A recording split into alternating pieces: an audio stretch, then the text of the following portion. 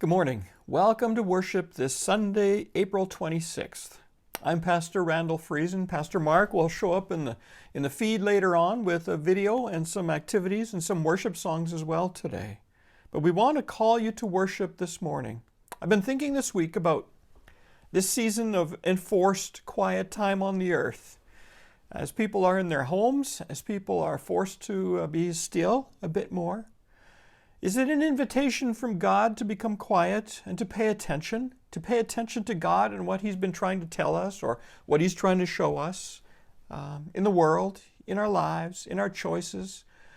Is He trying to speak to us through this time? I suspect that He is. He has things to tell us. But what if we miss the invitation?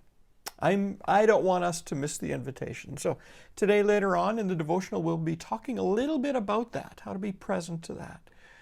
But welcome to worship. I want to call you to worship this morning with another different little thing, a poem from Helen Steiner Rice. And some of the words are old and some of the poetry is old, but it's got some really interesting and fun and good challenges to us. And so I want you to think about this as we go into worship together this morning.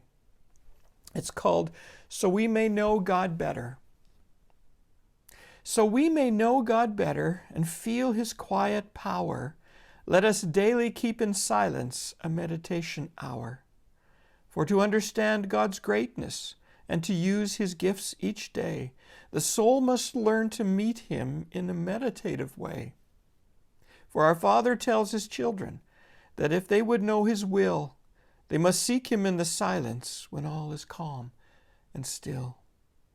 For nature's greatest forces are found in quiet things, like softly falling snowflakes drifting down on angels' wings, or petals dropping soundlessly from a lovely full-blown rose.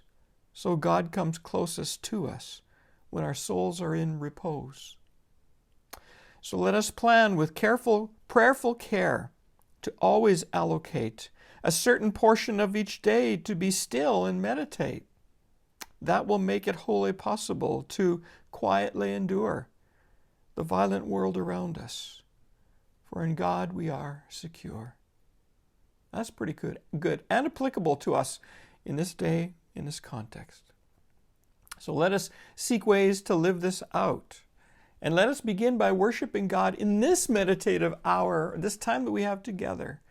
We invite you to worship. We call you to worship the Lord together this morning.